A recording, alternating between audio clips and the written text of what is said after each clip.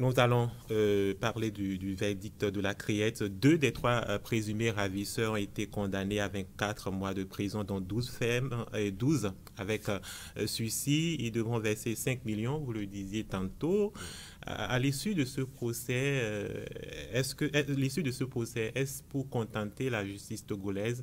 Et je voudrais vous demander par la même occasion, s'il n'y avait pas eu la réaction du Togo, de la justice togolaise, est-ce qu'on allait assister à ce à quoi on a assisté le mardi, je pense, le mardi 3 septembre dernier à la Criette?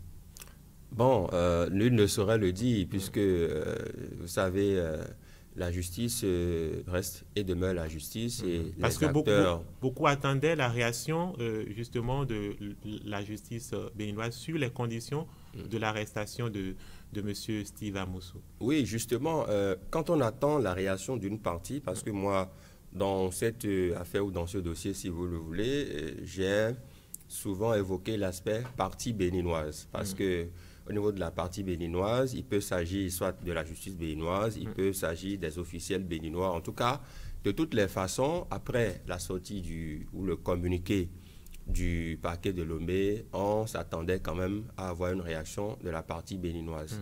Alors, là, on n'a pas eu droit à une réaction de la partie béninoise, loin s'en faut, parce que on a eu droit justement à un procès ouvert par la justice béninoise pour élucider une affaire. Oui. Et ici, on nous a dit que le sieur Steve Amousou a porté plainte contre ses ravisseurs. Donc, la justice lui a donné une suite à sa plainte. Donc, on est dans un tel schéma. D'accord. On n'est pas dans le schéma où la justice fait une sortie pour répondre au parquet de Lomé. Parce que sur d'autres sujets, on a vu quand même le procureur spécial près la Criette sortir, faire un point de presse pour donner des explications sur l'évolution du tel ou tel sujet. Ce n'est pas le cas en l'espèce. Mais vous êtes d'accord avec moi que c'est l'interprétation qui est faite autour? J'estime que c'est une interprétation erronée, c'est mon point de vue. Oui. J'estime que c'est une interprétation erronée parce qu'on ne peut pas répondre à un communiqué du parquet d'un pays par un procès.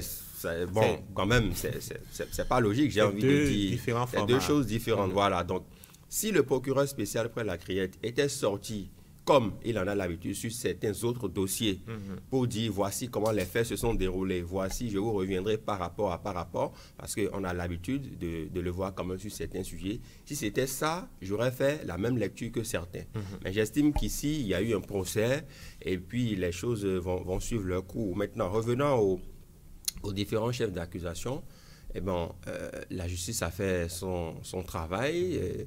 Je ne sais pas, comme le disent certains, si la justice béninoise a été plutôt clémente ou assez sévère. Tout ce que je sais, c'est que j'ai organisé certains plateaux suite à ce dossier et des juristes que j'ai reçus, des explications fournies, il ressort même que dans la législation togolaise, les lois togolaises sont beaucoup plus clémentes même en matière de condamnation d'arrestation illégale que la loi béninoise. Et donc, au vu de ces éléments-là que j'ai à mon niveau, j'estime que la justice béninoise a fait son travail.